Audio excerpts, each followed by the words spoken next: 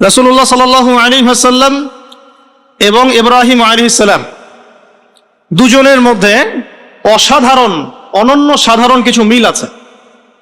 প্রথম কথা হচ্ছে নবী সাল্লাল্লাহু আলাইহি ওয়াসাল্লাম তিনি হচ্ছেন সমস্ত নবীগণের সাইয়্যিদ। সুবহানাল্লাহ। মিরাজের রাতে নবী সাল্লাল্লাহু আলাইহি ওয়াসাল্লামকে প্রথমে নেওয়া হয়েছে কোথায়? সেখানে নবী সাল্লাল্লাহু আলাইহি ওয়াসাল্লাম নবীদের ইমামতি করেছেন। বলেন সুবহানাল্লাহ। নবীগণের ইমামকে মুহাম্মদ রাসূলুল্লাহ সাল্লাল্লাহু আলাইহি ওয়াসাল্লাম। আবার আমাদের নবীকে যেমন নবীগণের ইমাম বলা হয়, ইব্রাহিম আলাইহিস সালামকে বলা হয় নবীগণের পিতা, নবীগণের আবুল আম্বিয়া ওয়াল মুরসালিন। যত নবীগণ আছেন সমস্ত নবীর পিতাকে ইব্রাহিম আলাইহিস সালাম। মুসলিম জাতির পিতাকে, আর আমাদের আদি পিতা হচ্ছে আদম আলাইহিস সালাম। ইব্রাহিম আলাইহিস সালামের দুই স্ত্রী, কয় স্ত্রী? একজনের নাম হাজরা আলাইহাস সালাম, আরেকজনের নাম সারা আলাইহাস সালাম। সারা আলাইহাস সালামের গর্ভে জন্ম নিয়েছেন ইসহাক আলাইহিস সালাম, আর হাজরা আলাইহাস সালামের গর্ভে জন্ম নিয়েছেন ইসমাঈল আলাইহিস সালাম। ইসমাঈল আলাইহিস সালামের বংশধরদের মধ্যে আমাদের নবী মুহাম্মদ সাল্লাল্লাহু আলাইহি ওয়াসাল্লামের জন্ম। সুবহানাল্লাহ। আমরা হচ্ছি বনু ইসমাঈল। আমরা কি? বনু ইসমাঈল। আর ইসহাক আলাইহিস সালাম থেকে পরবর্তীতে ইয়াকুব আলাইহিস সালামের জন্ম। ইয়াকুব আলাইহিস সালামের আরেক এই ট্রাইবগুলো শুরু হলো কোথা থেকে? ইব্রাহিম আলাইহিস সালাম থেকে। এই কারণে তাকে বলা হয় নবীগণের পিতা। আমরা বলি father of nation, father of the nation, তাই বলি না? আর তিনি হচ্ছেন ফাদার অফ আম্বিয়া, নবীগণের পিতা। আর আমাদের নবী মুহাম্মদ সাল্লাল্লাহু আলাইহি ওয়াসাল্লাম নবীগণের নেতা, নবীগণের একজন পিতা আর একজন কি? নেতা। তাহলে আমরা নেতার উম্মত। আমরা কার উম্মত? নেতার উম্মতের হাতে এখন নেতৃত্ব নাই। নেতার উম্মতের হাতে কি নাই? সারা বিশ্বের নেতৃত্ব কি নেতার উম্মতের হাতে আছে? নেতৃত্বের কথা বললেই এক শ্রেণীর মুনাফিক আছে, খারেজি মারা শুরু করে। এই মুনাফিকদেরকে নিয়ে বড় সমস্যা। এরা তাসবিহ তাহলিল জিকির আজগার নামাজ রোজার মধ্যে ইসলামকে রাখতে চায়, ইসলামকে সমাজ অর্থনীতি রাষ্ট্রে নিয়ে যেতে চায় না। কেউ এদিকে নিয়ে যেতে না পারুক, যদি বলেও যে এটা ইসলামের অংশ, তাহলেই ওর অবস্থা খারাপ। নিয়ে যাওয়া তো অনেক দূরের কথা, এই রাস্তা তো অনেক কঠিন। খালি যদি বলে বা আকীদা লালন করে তাহলেই তাকে আহলে সুন্নাহ ওয়াল জামাত থেকে বের করে রাখে। এখন ইব্রাহিম আলাইহিস সালাম নবীগণের পিতা, আর আমাদের নবী মুহাম্মদ সাল্লাল্লাহু আলাইহি ওয়াসাল্লাম নবীগণের নেতা। মিল পাইছেন কি? আচ্ছা, সামনে যান।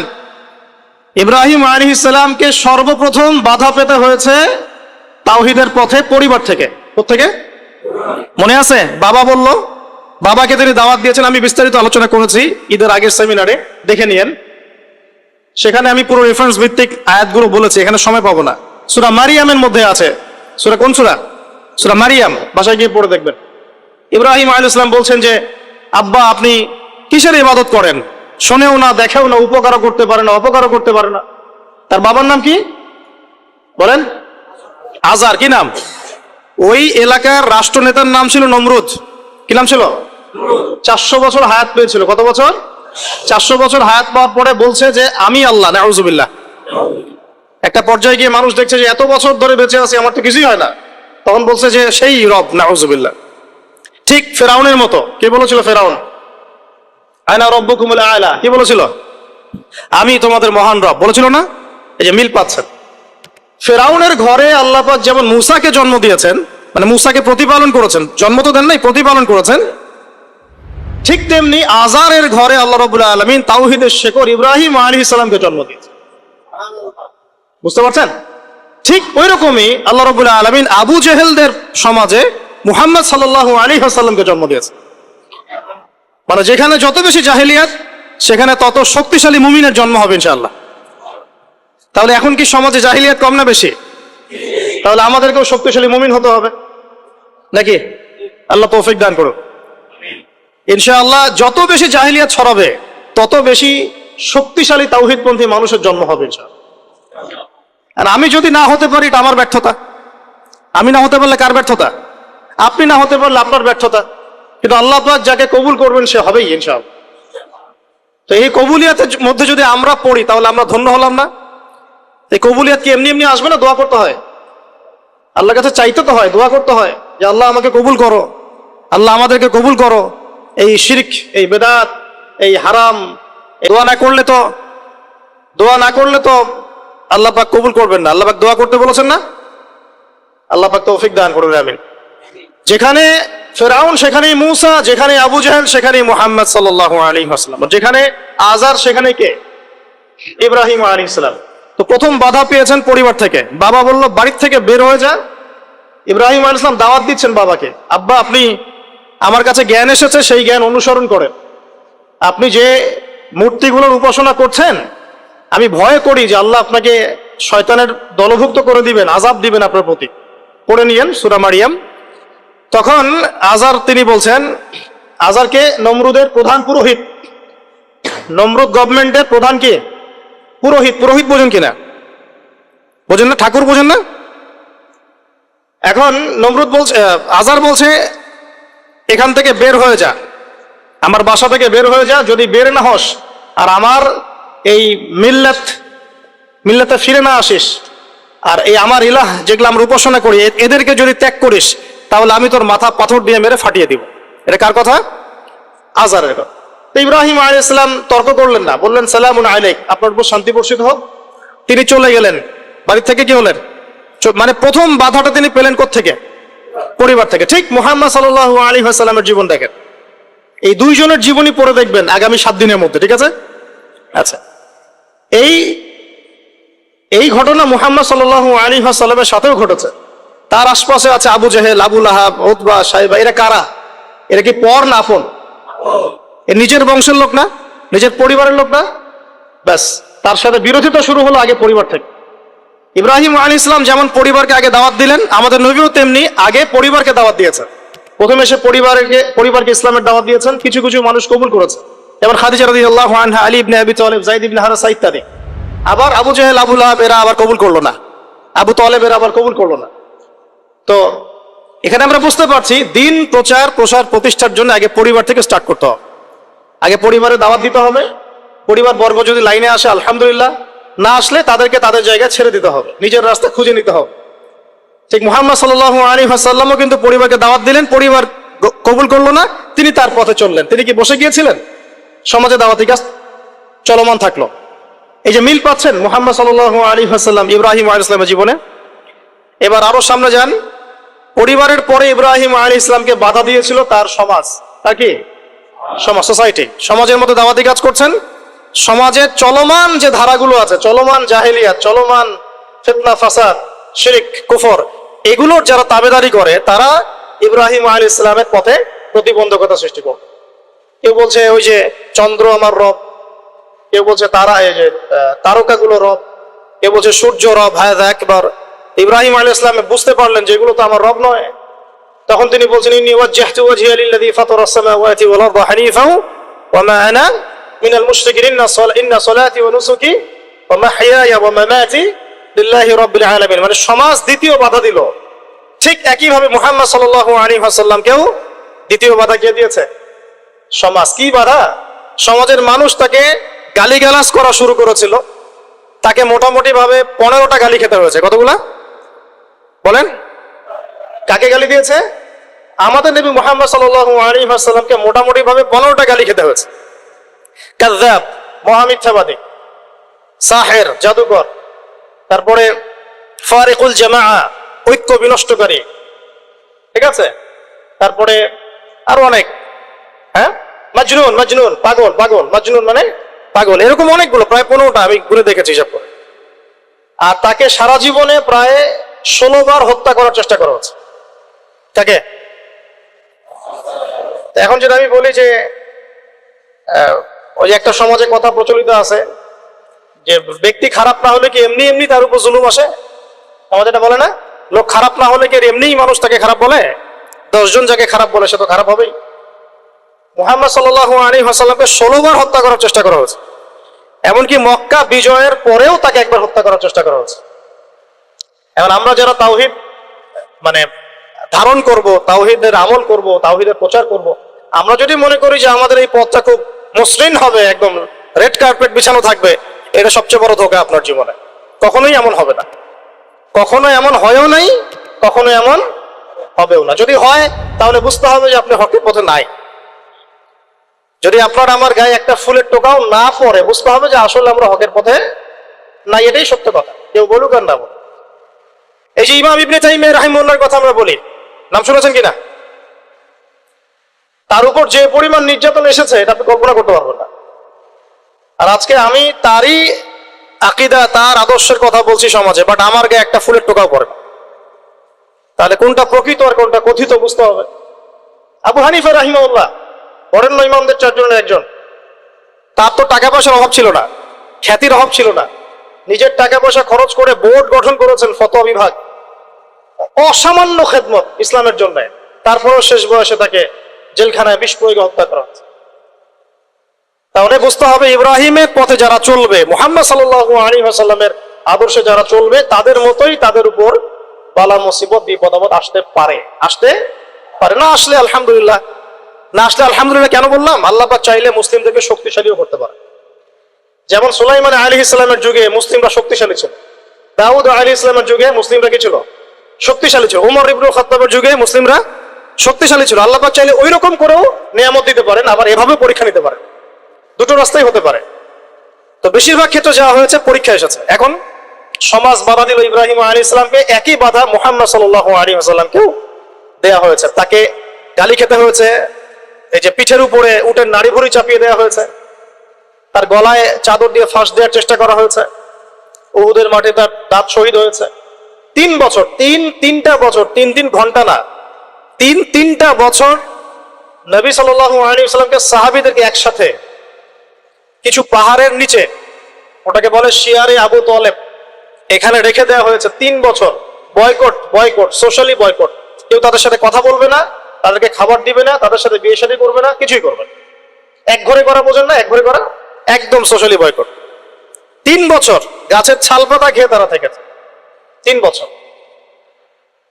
আমাদের নবীর কথা বলছে, আমাদের নবী যার আগেও কোনো গুনাহ নাই, পরেও কোনো গুনাহ নাই, যিনি কোনোদিনও নিজের স্বার্থে কোনো কাজ করেন নাই, সব করেছেন আমাদের জন্য, তাদের জন্য। এমনকি তাকে দোয়া করার ইখতিয়ার দেওয়া হচ্ছে, আপনি একটা দোয়া করেন, যা চাবেন তাই দিব, আল্লাহ পাক বলছেন। আর তিনি বলছেন এই দোয়াটা আমি রেখে দিলাম, পরকালে আমি আমার উম্মতের জন্য সুপারিশ করবো ইনশাআল্লাহ। তিনি কি নিজের স্বার্থে কোনো কাজ করেছেন? তার উপর এত জুলুম কেন আসলো তাহলে? ওই যে যারা ইব্রাহিম আলাইহিস সালামের তাওহীদের চর্চা করবে, মুহাম্মদ সাল্লাল্লাহু আলাইহি ওয়াসাল্লামের সুন্নতের চর্চা করবে, তাদের উপরে এটা আসবে। আর এখানে সুবিধাবাদী ইসলাম পালন করলে আপনার কোনো সমস্যা নাই। সুবিধাবাদী ইসলাম কেমন? মসজিদের সভাপতি হবেন, সুদও খাবেন, সমস্যা নাই। আপনি 5 ওয়াক্ত নামাজও পড়বেন, ঘুষ খাবেন।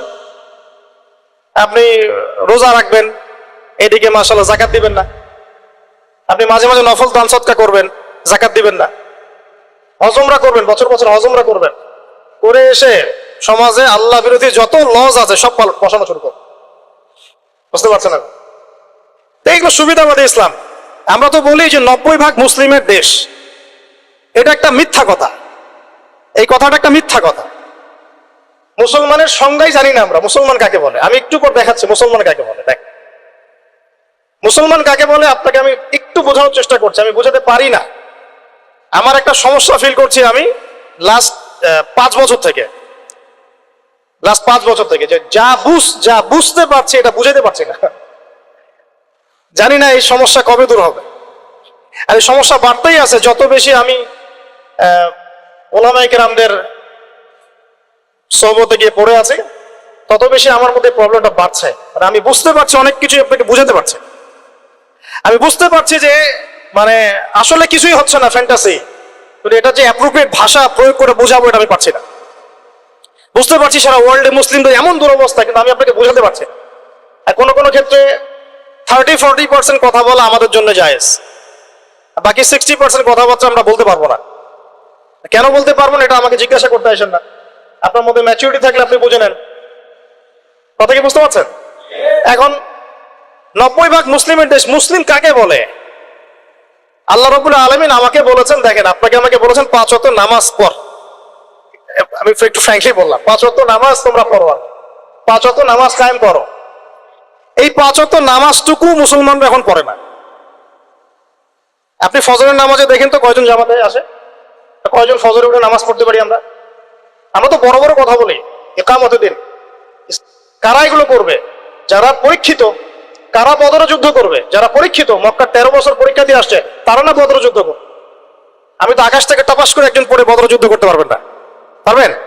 একটা ট্রেনিং পিরিয়ড ছিল 13 বছর। কত বছর? 13 বছর নবী সাল্লাল্লাহু আলাইহি ওয়াসাল্লাম তাদেরকে প্রশিক্ষিত করে করে করে করে করে এই জায়গায়। প্রশিক্ষণটা কিসের প্রশিক্ষণ? তরওয়ালের? আধ্যাত্মিক প্রশিক্ষণ, ইমানের প্রশিক্ষণ। আপনাদের কি মনে হয় আবু সুফিয়ানের বাহিনী বেশি শক্তিশালী ছিল না বদরের বাহিনী বেশি শক্তিশালী ছিল? বাহ্যিক ভাবে ওদের বাহিনী বেশি শক্তিশালী ছিল। ওদের কাছে অস্ত্র বেশি ছিল, সৈন্য বেশি ছিল, ট্রেনিং বেশি ছিল, বড় বড় লড়াকু যোদ্ধা ওদের। আর এদিকে মিসকিন কিছু মানুষ, গায়ে গায়ে গোস্ত নাই। হ্যাঁ, আবু বকর সিদ্দিক রাদিয়াল্লাহু আনহু কেমন মানুষ ছিলেন মনে করেন? হ্যাঁ, 6 প্যাক মনে করেন? রুগ্ন মানুষ ছিলেন, দুর্বল মানুষ, দুর্বল মানুষ। দুর্বল মানে কোন দুর্বল বলছি? ফিজিক্যালি দুর্বলের কথা, মানে ফিজিক্যালি তিনি খুব বেশি মানে শক্তিশালী, লম্বা চওড়া এরকম ছিলেন না, ছোটখাটো শুকনো হ্যাংলা পাতলা মানুষ ছিলেন। তো এই মানুষটা বদর যুদ্ধ করেন না কিসের শক্তিতে? সামরিক প্রশিক্ষণের শক্তিতে? ইমানের শক্তি, ইমানের শক্তি। যদি মানুষের মধ্যে ইমানের প্রশিক্ষণ না থাকে, পারমাণবিক অস্ত্র দিলেও সে যুদ্ধে জিততে পারবে না। কথা বুঝতে পারছেন? তখন দেখা যাবে গুটি কয়েক কাফেরের হাতেই মুসলিমরা একদম শেষ। সারা বিশ্বে এমন হচ্ছে না? মুসলমানরা মার খাচ্ছে না? এটার জন্য তাদের ক্রেডিট না, মুসলমানদের ডিসক্রেডিট, কারণ আমরা ইমানের লেভেল থেকে নেমে গেছে অনেক বেশি। যাই হোক, আমি বোঝাচ্ছিলাম এখানে যে দেখুন, 5 ওয়াক্ত নামাজটুকু পড়তে পারে না। সম্পদ হয়েছে, আল্লাহ বলেছেন যে 2.5% যাকাত দিও। বেশি চান নাই তো? 2.5% মানে কতটুকু? 100 টাকা 2.5 টাকা, খুব বেশি ক্ষতি হয়ে যাবে দিলে। মানুষ আর যাকাত দেয় না।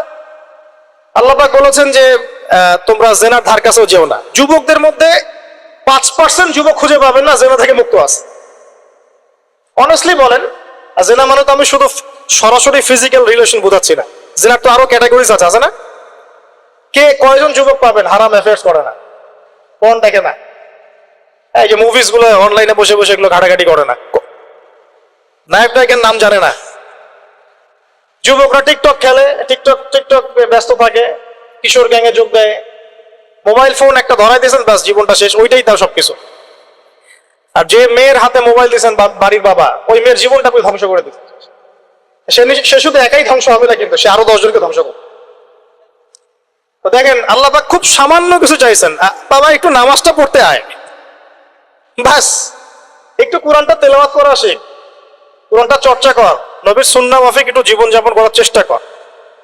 এতটুকুই পারি না। আর ইব্রাহিম আলাইহিস সালামকে আল্লাহ পাক বলছেন, তোমার সন্তানকে কোরবানি করে দাও, জবাই করে দাও, তোমার সন্তানকে জবাই করে দাও। শেষ, তোমার সন্তানকে কি করো ভাই? সন্তান জবাই করার পরে আপনাকে নামাজ পড়তে বলেছেন, আল্লাহ পাক সেটাই করতে পারছে। আর ইব্রাহিম আলাইহিস সালামকে বলা মাত্রই কোনো বিজ্ঞান নাই, কোনো যুক্তি নাই, কোনো দর্শন কিছুই নাই, তিনি বললেন সামি'না আতা'না, শুনলাম মানলাম। আল্লাহ পাক বলেছেন ব্যাস। ইয ক্বালা লাহু রাব্বুহু আসলিম, আল্লাহ পাক বলেছেন, যখনই আল্লাহ পাক তাকে আত্মসমর্পণ করতে বলেছেন, তিনি বলেছেন আসলামতু লিরাব্বিল আলামিন, আমি জগৎ সমূহের রবের কাছে আত্মসমর্পণ করব। সন্তানকে রেখে আসো ওই যে জনমানব শূন্য জায়গায়, কাবা ঘরের ওখানে। কোনো মানুষ আছে? কোনো প্রাণী আছে? পানিও নাই, খাবারও নাই, কিছুই নাই। কোন পাগল ওই কাজ করতো নাকি যুক্তি বিজ্ঞান দর্শন দিয়ে? বলেন, আপনার কি লজিকে ধরে এটা? আমি পারবো আমার সন্তানটাকে রেখে আসতে, আমার স্ত্রীকে রেখে আসতে? ইব্রাহিম আলাইহিস সালাম করলেন। এই যে যখনই আল্লাহর হুকুম এসেছে তখনই নিজের মাথাটাকে সমর্পণ করা, এটাকে আল্লাহ পাক বলছেন ইসলাম। এটা কি বলছেন? এটাই ইসলাম। এখানে আমার যুক্তির দরকার নাই, বিজ্ঞানের দরকার নাই। থাকতে পারে বৈজ্ঞানিক ব্যাখ্যা, আমার না জানলেও চলবে। থাকতে পারে যুক্তি, না জানলেও চলবে। থাকতে পারে কোনো দর্শন, না জানলেও চলবে। আল্লাহর হুকুম, এটাই বড় কথা, ব্যাস। এর নাম হলো ইসলাম। এখন বলেন, এই ইসলামের আওতায় কত % মুসলিম আছে বাংলাদেশে? আল্লাহ পাকের হুকুম আসছে, বাস মাথা পেতে নিচ্ছে। বলেন এখন দেখ। তো এই যে আমরা বলি 90% মুসলিমের দেশ, একটা ডাহা মিথ্যা কথা। যাই হোক, আমরা শেষ করে দিই, আমাদের নামাজের পরে ইনশাআল্লাহ আমরা আলোচনা করবো। তো যেমন ইব্রাহিম আলাইহিস সালাম জীবনের পদে পদে এভাবে আত্মসমর্পণ করেছেন, ঠিক তেমনি মুহাম্মদ সাল্লাল্লাহু আলাইহি ওয়াসাল্লাম পুরো জীবনভর যখনই আল্লাহর যে হুকুম এসেছে মাথা পেতে নিয়েছে। মিল আছে না? সমাজ বাধা দিয়েছে ইব্রাহিম আলাইহিস সালামকেও, মুহাম্মদ সাল্লাল্লাহু আলাইহি ওয়াসাল্লামকে। তারা উভয়ে সমাজের এই প্রচলিত জাহিলিয়াতের বিরুদ্ধে লড়াই করেছে। ইব্রাহিম আলাইহিস সালামকে আগুনের পরীক্ষা দিতে হয়েছে, তাই না? আর নবী সাল্লাল্লাহু আলাইহি ওয়াসাল্লামকে বললাম 15টা গালি খেতে হয়েছে, 16 বার হত্যা করার চেষ্টা করা হয়েছে। ইব্রাহিম আলাইহিস সালাম বলতেন হাসবি আল্লাহ ওয়া নি'মাল ওয়াকিল। সারা জীবন নবী সাল্লাল্লাহু আলাইহি ওয়াসাল্লামও বলেছেন হাসবুনাল্লাহু ওয়া নি'মাল ওয়াকিল। সূরা তাওবার শেষের দিকে পড়ে দেখেন। ইব্রাহিম আলাইহিস সালামকে শেষমেশ ওই এলাকা সমাজ ছেড়ে চলে যেতে হলো। ঠিক একইভাবে মুহাম্মদ সাল্লাল্লাহু আলাইহি ওয়াসাল্লামকে 13 বছর জুলুম সহ্য করার পরে চলে যেতে হলো মদিনায়। মিল আছে? ইব্রাহিম আলাইহিস সালামের সাথে কেউ নাই, তার স্ত্রী সারা আর এক স্ত্রী হাজেরা। মুহাম্মদ সাল্লাল্লাহু আলাইহি ওয়াসাল্লামের সাথেও খুব বেশি মানুষ নাই, গুটি কয়েক কিছু সার। ইব্রাহিম আলাইহিস সালামের লেগেসি বহন করেছেন তার সন্তানরা, আর এদিকে নবী সাল্লাল্লাহু আলাইহি ওয়াসাল্লামের লেগেসি বহন করেছেন আবু বকর, ওমর, উসমান, আলীর মতো মানুষ রাদিয়াল্লাহু আনহু। ইব্রাহিম আলাইহিস সালামের আদর্শ সারা দুনিয়া ছড়িয়ে পড়েছে, পড়ে নাই? ঠিক মুহাম্মদ সাল্লাল্লাহু আলাইহি ওয়াসাল্লামের আদর্শ, তার দ্বীন দেখেন আজকে সারা বিশ্বের আনাচে কানাচে ছড়িয়ে গেছে। সবাই ইসলামকে স্বীকার তো করে, এটা আল্লাহর পক্ষ থেকে আসছে। কেউ হয়তো আত্মসমর্পণ করে, কেউ করে না। সারা দুনিয়ায়, সাইবেরিয়ার সেই ঠান্ডায় গেলে আপনি মুসলিম পাবেন, চীনে গেলে মুসলিম পাবেন, রাশিয়ায় গেলে মুসলিম পাবেন। শুধু আরবে সীমাবদ্ধ নাই, সারা দুনিয়ায় ছড়িয়ে গেছে। ইব্রাহিম আলাইহিস সালামকে পরীক্ষার পর পরীক্ষা দিতে হয়েছে। একই পরীক্ষা নবী সাল্লাল্লাহু আলাইহি সাল্লামকে বদরে, উহুদে, খন্দকে, খায়বারে সব জায়গায় দিতে হয়েছে। ইব্রাহিম আলাইহিস সালাম মূর্তি ভেঙেছিলেন, মনে আছে? ঠিক একই কাজ নবী সাল্লাল্লাহু আলাইহি ওয়াসাল্লাম মক্কা বিজয়ের দিন করেছে। এই দুইজনের জীবনী খালি পড়ে দেখেন, আমি বলে শেষ করতে পারবো না, সময় নাই আমাদের হাতে। প্রত্যেক পদে পদে মিল আছে, প্রত্যেক পদে পদে। এই কারণেই হয়তো আমরা দরুদ ইব্রাহিম যখন পড়ি, আমরা অন্য কোন নবীর নাম নিচ্ছি না, আমাদের নবীর সাথে ইব্রাহিম আলাইহিস সালামের নাম নিচ্ছি। সুবহানাল্লাহ। হয়তো এই কারণেই আমাদের নবী সাল্লাল্লাহু আলাইহি ওয়াসাল্লাম যখন মেরাজে গিয়েছেন না, তিনি বলেছেন আমি মেরাজে গিয়ে দেখলাম 7ম আসমানের একজন ব্যক্তি বাইতুল মামুরের সাথে হেলান দিয়ে বসে আছেন। আমি বললাম উনি কে? জিবরাইল আলাইহিস সালাম বলে উনি হচ্ছেন আপনাদের এই যে ফাদার অফ দ্য নেশন, মানে মুসলিম জাতির পিতা, তিনি হচ্ছেন ইব্রাহিম আলাইহিস সালাম। ওখানে একটা কাবা ঘরের মতো ঘর আছে বাইতুল মামুর, ওখানে তাওয়াফ করে ফেরেশতারা, ঠিক আছে? নবী সাল্লাল্লাহু আলাইহি ওয়াসাল্লাম বলেন আমি সেদিন দেখেছি আমার চেহারা আর আমার বাবার চেহারা, মানে ইব্রাহিম আলাইহিস সালামের চেহারা একদম হুবহু মিল আছে। এই যে আমরা ঈদুল আজহা পালন করলাম প্রিয় ভাইরা, কুরবানি করলাম, এখানে তো পশুকে কুরবানি করছে। এখানে মানুষ মুসলিম পশুকে কুরবানি করছে না, এখানে একটা পশু আর একটা পশুকে কুরবানি করছে।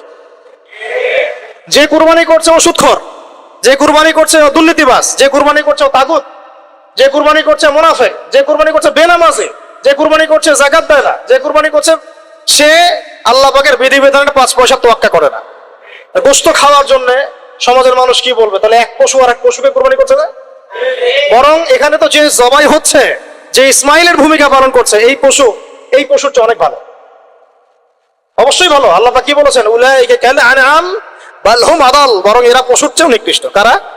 যাদেরকে চোখ দিয়েছে দেখে না, কান দিয়েছে শোনে না, অন্তর দিয়েছে উপলব্ধি করে না। আল্লাহ পাক আমাদেরকে এই পাশবিক চরিত্র থেকে হেফাজত করুন বলি আমি। পশুর চরিত্র কি? খাবে, ইস্তেনজা মানে টয়লেট করবে আর সহবাস করবে, এই তো পুরো বস্তুবাদী সভ্যতার এখন এই 3টাই উদ্দেশ্য। খাবে, কিভাবে খাবে, কিভাবে খাবে, কিভাবে টয়লেট করবে, এই জন্য টয়লেট করতে গিয়ে টাইলস ফিটিং টয়লেটস, বাড়িগুলো মেসি টয়লেটও বেশি, আর কিভাবে যৌন সম্পর্ক করবে। এই 3টা জিনিস ছাড়া মানুষের এখন খুব একটা বেশি কাজ নাই। এগুলো পশুর স্বভাব। আল্লাহ আমাদেরকে কেন সৃষ্টি করেছেন? যাতে আমরা পুরো জীবনটা আল্লাহর ইবাদতে ঢেলে দেই, পুরো জীবনে আল্লাহর যে হুকুম সামনে আসবে আত্মসমর্পণ করি। আমরা ইসলামের সংজ্ঞা মনে হয় বুঝতে পেরেছি। যখন যে হুকুম আসবে তখন সেটা মাথা পেতে না। এই যে এখন জুমার নামাজের হুকুম, বাস কোনো প্রশ্ন নেই, নামাজ পড়তে হবে, প্রশ্ন করার দরকার নাই। একটু পরে আসরের ওয়াক্ত হবে, আজান দিবে, আমাকে এখানে আসতে হবে। কেন আসতে হবে আমার জানার দরকার নাই, আল্লাহ বলেছেন তাই, বাস এভাবে অ্যান্সার দিবেন। কেন ওই যে সেকুলার মহল থেকে, নাস্তিক মহল থেকে কেন কেন কেন এইসব প্রশ্ন, এটা কেন, ওটা কেন, কুরবানি কেন, এই কেন, তোমরা তোমাদের কেন নিয়ে থাকো। আমার উত্তর কেন? কারণ আল্লাহ এটা করতে বলেছেন তাই। তুমি আল্লাহর সাথে চ্যালেঞ্জ করো পরকালে, আমার তো তোমার হিসাব তুমি দিবে, আমার তো হিসাব দেওয়ার দরকার নেই তোমার। তো প্রিয় ভাইরা, যখন আল্লাহ পাকের যে হুকুম আসবে সেই হুকুমের সামনে মাথা নত করার নাম হচ্ছে ইসলাম। আর ইসলাম ইব্রাহিম আলাইহিস সালাম যেমন প্রতিষ্ঠা করে গিয়েছেন, আমাদের নবী সাল্লাল্লাহু আলাইহি ওয়াসাল্লামও প্রতিষ্ঠা করে গিয়েছেন। এখন আমরা তার উম্মত কি এই সিরাতুল মুস্তাকিম থেকে সরে যাব? তাহলে ভাই এখন থেকে ফ্যান্টাসি বাদ দিই। ফ্যান্টাসি বাদ দিয়ে আগে বুঝি ইসলাম কাকে বলে, ইসলামের পিলার কি কি, দিনই ইলম অর্জন করি। একদিনের খুতবায় কিচ্ছু হবে না, একদিন আদনান ভাই আসলে লেকচার শুনলেন কিচ্ছু হবে না, হয়তো একটু ইন্সপিরেশন হবে, আবার শয়তান আপনাকে ঘিরে ধরবে।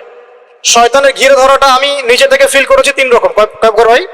যখন একটা মানুষ পরিপূর্ণ শয়তানের দাসত্ব করে, গান বাজনা করে, বাদ্যযন্ত্র বাজায়, গাঁজা খায়, মদ খায়, হ্যাঁ, শয়তান ওকে কিছুই বলে না। বিশ্বাস করেন, শয়তানকে কিচ্ছু বলে না। ওকে শয়তান খুব একটা, ওকে নিয়ে শয়তানের পেরেশানি নাই খুব একটা। এবার এই ধরনের ব্যক্তিরা যখন তওবা করে ইসলামের দিকে আসতে শুরু করে, এসে নামাজি হয়, রোজা রাখে, দান সদকা করে, দিনের ইলম অর্জনের চেষ্টা করে, শয়তানের সমস্ত শক্তি দিয়ে এর উপর আক্রমণ করা শুরু করে। আবার এই ব্যক্তি যদি মেহনত করতে করতে করতে করতে আরো বড় মাকামে পৌঁছে যায়, তখন এই ব্যক্তিকে দেখে শয়তান দূরে পালিয়ে যাবে। ঠিক এই ব্যক্তির মাকাম হচ্ছে উমর রাদিয়াল্লাহু আনহু মাকাম। তাকে দেখে শয়তান পালাতো কেন? কারণ তিনি এই মুজাহাদা করতে করতে করতে করতে ইমানের এমন বুলন্দ স্তর অর্জন করেছেন যে ওকে দেখলে শয়তান পালিয়ে। তা আমাদের টার্গেট এখন ওইখানে যাওয়া, আল্লাহ পাক তৌফিক দান করুন। তাহলে এই যে প্রাথমিক ফ্যান্টাসি বাদ দিয়ে আপাতত আমাদের কাজ হচ্ছে 5 ওয়াক্ত নামাজ পড়া। কেন পড়বো প্রশ্ন করার দরকার আছে? উত্তর হচ্ছে আল্লাহ বলেছেন তাই, ব্যাস। 2 নম্বর কাজ হচ্ছে দ্বীনি ইলম অর্জন করা। দ্বীনি ইলম অর্জনের কোনো বিকল্প নাই। আর ইলম অর্জন এই 2 মাস 3 মাস 1 বছর এগুলো করলে হবে না ভাই। এই মাঝখান থেকে একটা বই টান দিচ্ছেন, ওই একটা বই টান দিচ্ছেন, অমুক রেটের একটা বই পড়লাম, অমুক তমুক একটা পড়লাম, এভাবে হবে না। 98% যুবক এভাবে পড়াশোনা করে আমাদের জেনারেল শিক্ষিত। 98% যুবক এভাবে পড়াশোনা করে, জেনারেল শিক্ষিত। এই পড়াশোনা দিয়ে আপনি হয়তো কিছুটা জ্ঞান পাবেন, ভাষা জ্ঞান পাবেন, কিন্তু গভীরতা ঢুকতে পারবেন। গভীরতা ঢুকতে গেলে অবশ্যই অবশ্যই ক্লাসিক্যাল একটা সিলেবাস ফলো করতে হবে। এই সিলেবাসের শুরুটাই হবে কোরআন থেকে। কি থেকে? এবং কোরআনের শুধু তেলাওয়াত না, এর ভিতরে ঢুকতে হবে অনুবাদ, এর তাফসীর পড়ার যোগ্যতা অর্জন করতে গেলে আরবি ব্যাকরণ লাগবে, আরবি ভাষা লাগবে, এখানে উসুল লাগবে, এবং এগুলো একা একা আপনি শিখতে পারবেন না। বরেণ্য ওলামায়ে কেরামের কাছে সংযোগ রেখে মাদ্রাসায় যেতে হলে যান, ব্যাচ করে পড়তে হলে পড়েন, একা পড়তে পারলে পড়েন, যেভাবে পারেন সেভাবেই আপনাকে শিখতে হবে। অনলাইনে অনেক কোর্স হয়, আমরা হয়তো টুকটাক করে, কিন্তু অনলাইনে কোর্স 100% আপনাকে নলেজ দিতে পারবে না, আপনাকে অফলাইনে শিখতে হবে। এই জন্য প্রত্যেক জায়গায় জায়গায় মক্তব তৈরি করেন, আল্লাহ পাক তৌফিক দান করুন। প্রত্যেক এলাকায় মানে প্রতিষ্ঠিত মাদ্রাসা প্রতিষ্ঠা করেন, এবং ইসলামের ক্লাসিক্যাল যে ধারা আছে এই ধারার মধ্যে থাকেন, বাইরে যাওয়ার দরকার। মানুষ এত বেশি বিভ্রান্তি ছড়িয়ে দিয়েছে সমাজে, প্রতিটা মাসআলা নিয়ে মানুষের মধ্যে এখন ইখতিলাফ দেখা যায়, অথচ এটা কাম্য ছিল না। আমরা যে চিরায়ত ইসলামগুলো ফলো করে আসছি এর মধ্যে কোনো সমস্যা নাই। যে সমস্যাগুলো দেখা যায় সেগুলো জাহেলদের কাজ। কেউ যদি কোনো জাহেলিয়াতের মধ্যে লিপ্ত হয়, এর মানে ওই এই কমিউনিটির সবাই জাহেল, ব্যাপারটা এরকম। আপনি কিছুই বোঝেন না, অন্তত যদি একটা মাযহাব ফলো করেন, হোক সেটা হানাফিজম, শাফিইজম, হাম্বলিজম, মালিকিজম, তারপরে আপনি হকে থাকবেন, ইনশাআল্লাহ কোনো সমস্যা নাই। যারা এর বাইরে অনেক উল্টা পাল্টা বুঝে আপনার মাথাটা নষ্ট করে ফেলাচ্ছে, এটা পুরো একটা ফিতনা। পরে শেষে কি হবে আমি আপনাকে বলে দিই। শেষে আপনি ক্লাসিক্যাল ট্র্যাক থেকে বের হয়ে যে ব্যক্তি আপনাকে এই পথ দেখিয়েছে ওর তাকলিদ করা শুরু করবেন। শেষে গিয়েও আপনি ওর তাকলিদই করা শুরু করবেন। এটা হবে ফাইনাল ডেস্টিনেশন। ওর চেয়ে ভালো আপনি বরেণ্য ইমামদের তাকলিদ করেন, তাও ভালো। যদি আমল করতে গিয়ে দেখেন কোনো আমল কোরআন সুন্নাহ থেকে একটু বাইরে চলে যাচ্ছে, মনে হচ্ছে এর চেয়ে ভালো দলিল মনে হচ্ছে আছে, তাহলে ওটাই ফলো করেন, সমস্যা কি?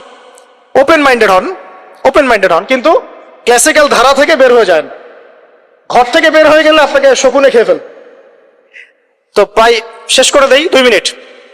ইলম অর্জন করতে হবে ওলামায়ে কেরামের কাছে গিয়ে, একা একা হবে, একা একা মোটেই হবে না।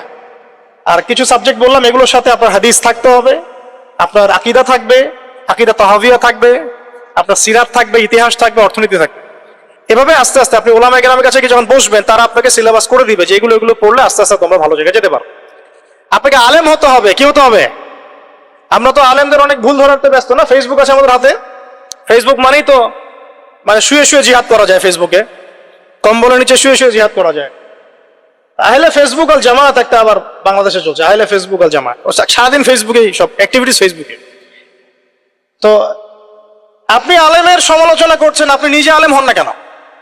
করেন দেখি। আপনি পড়াশোনা করেন 10 বছর, কষ্ট সহ্য করেন, বাড়ি থেকে বের হয়ে সেখানে থাকেন, বাড়ি থেকে বের হয়ে মাদ্রাসায় যান দেখি, থাকেন 10 বছর থাকেন, পড়াশোনা করেন, তাতে খাওয়ার কষ্ট ফেস করেন, থাকার কষ্ট ফেস করেন,